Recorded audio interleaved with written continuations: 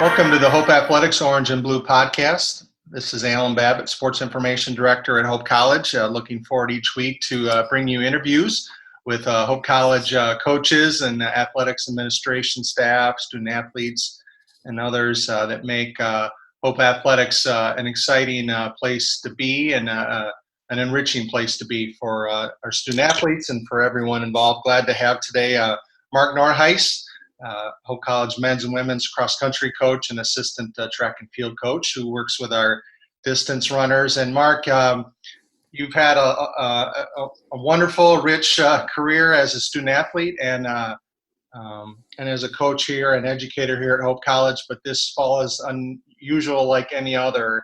How have you led your teams during this pandemic and obviously challenging time? Normally we'd be talking competitions right now. Yeah, normally we would have been competing and most of the way through our season getting ready for the championships. And so this is a little different of a season for us. We're a goal-oriented team, and so it makes it a little tough when you don't have championships as goals. And so we had to come up with other aspects that we want to compete with.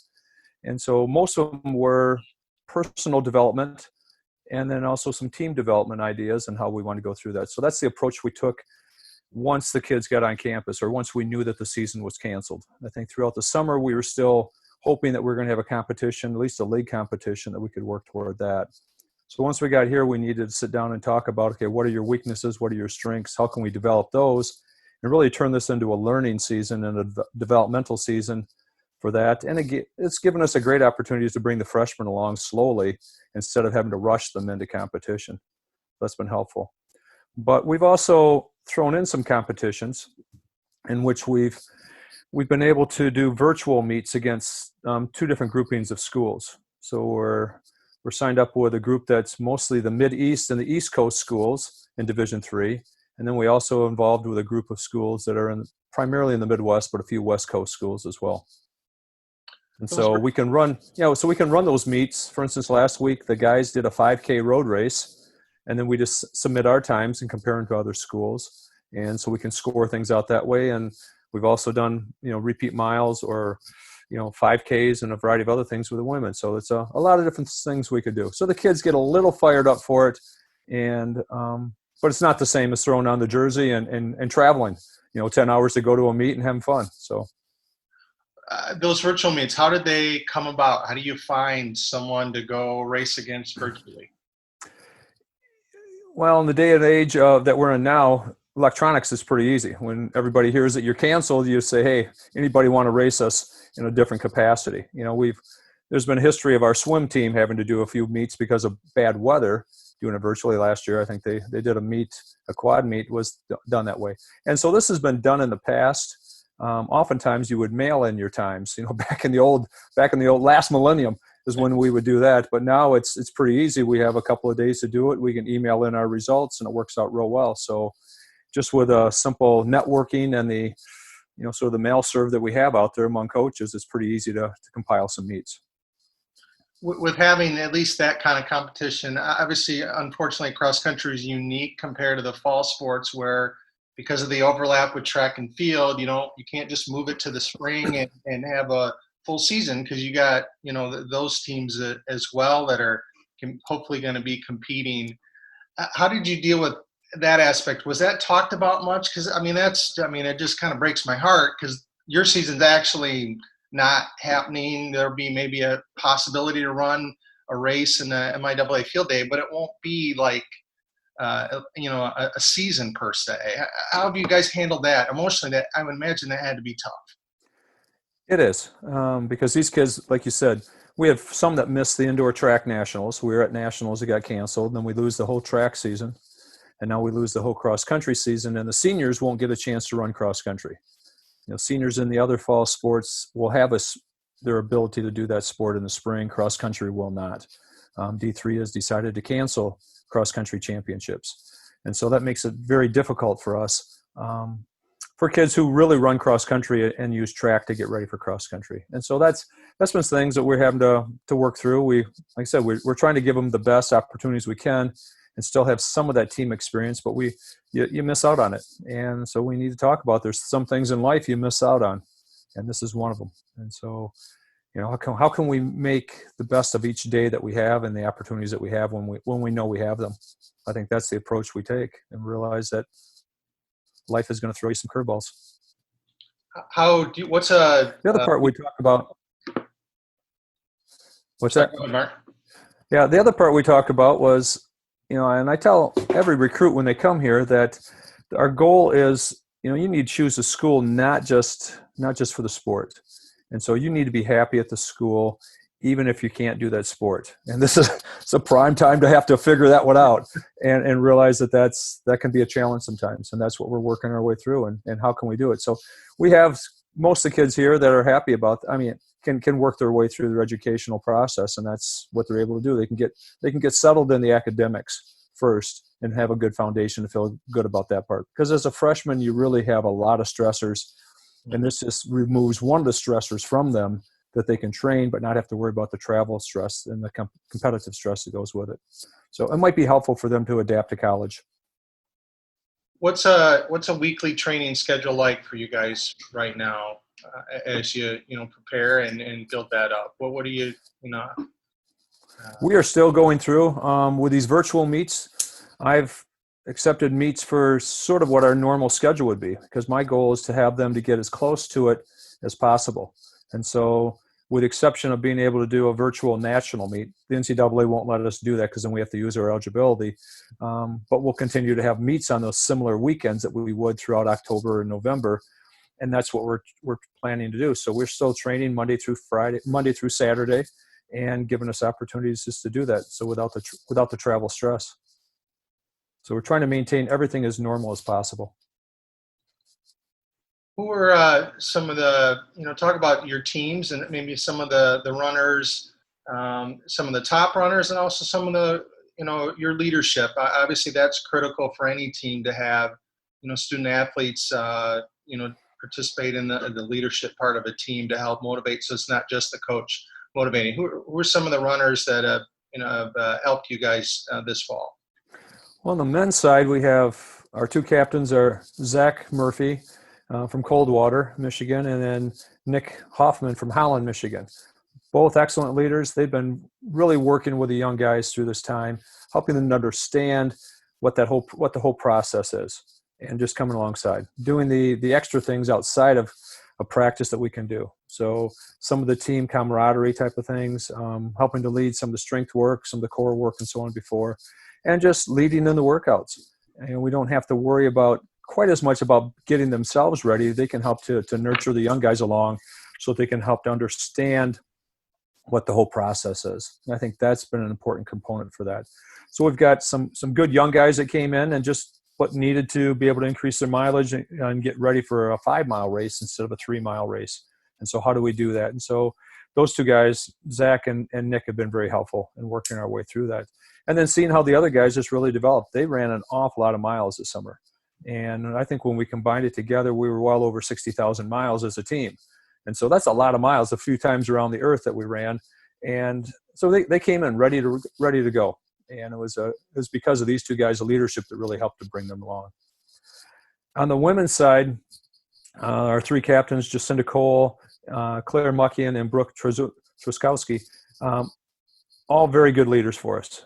And they are people who've been there, have developed throughout the program, and been with us for 4 years. And so that's again someone who can help to develop. They were really looking forward to being captains and all that goes with leading a team. And it gets a little difficult, especially on the women's side where we're restricted, where we can't have as many people together at one time. And so missing out on team camp and those kind of things, we've had to have some creative ways of instituting some of the team culture, and they have been very good at helping institute the team culture in that way. And then obviously last year, you guys continued your run on the women's side, another MIAA championship. What is it about the women's team that it's just really obviously elevated, to elite status and continue that? It's maybe easy to have one team or two teams, be really good, but then to maintain it over a longer period of time is more challenging. What have you seen from the women's team that tradition has really started to hit its stride? I think it's just the continual belief in what we're doing. And, obviously we're getting great athletes in, and that's really helpful, great student athletes. And they just believe that they can continue to help each other along. So we really emphasize the team component of how can you encourage your teammate along? How can you help them to run faster? And then how can you allow your teammates to help you become faster?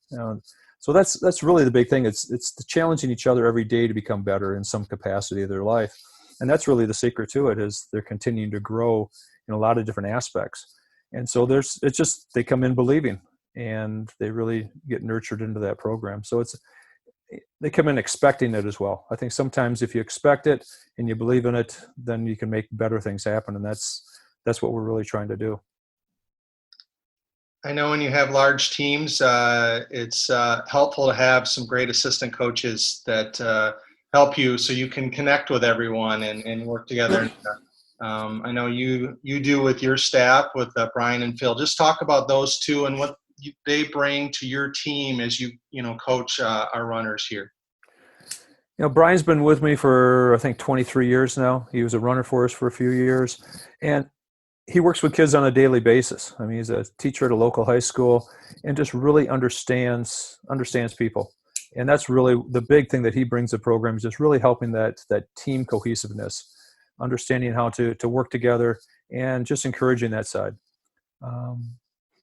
He's very good with helping me with recruiting, identifying local talent, and that's really what he is. And he's just a good stalwart, just to having that continuation, knowing we can do things and we don't have to worry about asking each other. We just know what has to be done, and it gets done. And I think that's a secret to a longevity of a program, is having coaches that can just do it and feel comfortable in that.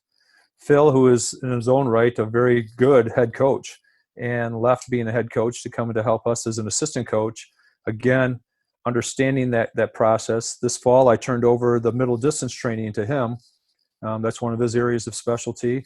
And so we took some of the kids, instead of training them for a 4-mile race, or 6K race for the women's side, we said, let's just really develop the middle distance runners, because we graduated for our 4 scores in the 800 last year on the women's side, and some of our top guys. And so let's just really develop their leg speed and really develop the speed side. So Phil's taken over that aspect this fall for some of that training. And then we also brought in Avery Lowe, who some of you would remember her, that she just recently got the postgraduate scholarship from the NCAA, but she's still in town, and she's helping us and really nurturing, helping to work with the younger women and helping them understand just that whole transition to what's going on to the program. So it's nice to have a female around the program and to working with that crew.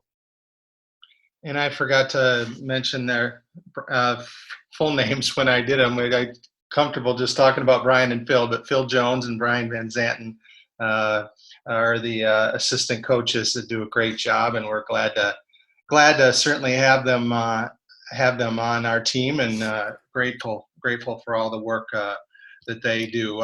Mark, with I talked to earlier in this podcast series to Becky Schmidt, a postgraduate scholarship winner herself, had a terrific student athlete career, and then is spent the majority of her coaching career at Hope, a life full of hope. And it's very similar for you. You were a very accomplished student athlete here, and then have been now a very accomplished educator and coach here at Hope. What has Hope College meant to Mark Northuis? I got to go back to my days of choosing a college myself, and opportunities to run Division I. And I didn't think I could handle Ann Arbor as an 18-year-old back in the day. 70s, it was a pretty crazy time. And I chose Hope because of what I could do academically, athletically, and spiritually. And that's the whole reason why I chose to come back to Hope to teach. And that's really why I love being at Hope, and why what I want to pass on to the student athletes for the next generations. It's neat now. I get to coach second generations of people that I coached when I first got here. So it says a little bit about my age, but on the other hand, I guess the longevity as well. But that's the reason why I love being here. It's just the opportunities, the mission that Hope has, and then just the opportunity every day to be able to work with student athletes of the quality that we have and be able to interact with them in that way. So I love it. Obviously, the opportunities to work not just on your athletics, but on your Academics as well. I think none of that was more evident than your research this summer with Anna Tucker, obviously a very accomplished freshman runner last year for Hope, and was on one of those that was on her way to run at indoor nationals when they were unfortunately canceled. Talk about your work with her this summer, and that, and she said one of the reasons she picked Hope was that she was going to be able to have that and not maybe be pigeonholed into one thing, but she could enjoy a variety of her interests, and we're seeing that flourish with here in her short time. Yeah, she's, as I mentioned in the article that Eva Dean wrote, was that Anna's a very, very Renaissance type of woman. She has so many interests, things that I didn't even know that she had, but she's really allowed that to blossom. But the one neat thing that we have here at Hope is the ability to do research with our students and our student athletes. I think we had 25 on campus or doing summer research last summer off our team. So it flourishes on our team. We have many science majors, but even non-science majors. With Anna, we had hoped to do some more research work with our new Boost treadmill, an anti-gravity treadmill, but because of being limited of doing in-person participants, we end up doing more of a conglomeration of some research that I've done with students in the past, and then looking at an analysis of that data toward running economy, looking to see what helps to make runners faster and being able to improve over time. And so that's the work that Anna and I did this summer, and doing some lit review on that, and then analyzing the data from previous research. So she was able to write a paper on that. She'll do a presentation next spring on that. But it's a great opportunity for her to learn and grow. She learned an awful lot about what goes into training and how to make someone faster. But another component that she did in research, she was also working with Dr. Kirk Brummels and Dr. Kevin Cole on helping to develop a lab manual for their human anatomy class. So she was doing the drawings for that human anatomy class. So she has a very ability to draw the human body. And so that's one of her minors. Even though she's going to science major, she's going to go with an art minor. And so she can combine those two. So she had an opportunity to do both of those things this summer, working in conjunction with 3 different professors. From when you first started coaching to now, obviously some of the things we've learned has changed. Some of the resources that we have now has changed. But it is being a coach and a teacher today the same core as it was, when you first started, or has it developed? What's different now, or what's the same? Well, my family is older, and I don't have 5 little ones running around where you're concerned about that. But I always had a fan club with me, so that was one side. But no, I think some things have changed in that we're no longer doing dual meets in the conference. We're down to just doing one meet to determine the whole conference championship, which, like it or not like it, that's just the way it is. So you have to adapt your training. We used to race at least once a week, sometimes twice a week in the conference. And now we race at most once a week, usually, 5 times during a whole season. And so there's some of those adaptations we had to make, that we had to do. We had to adjust to based on what the competition in our league and competition nationally we're doing. I think that's the biggest change over. Human body hasn't really changed. A little bit of our knowledge of coaching has changed, but not that much that we're changing our training that much. We're trying to adapt it and work with it, but for the most part, I think the biggest thing that's affected our program would be instituting the indoor track season.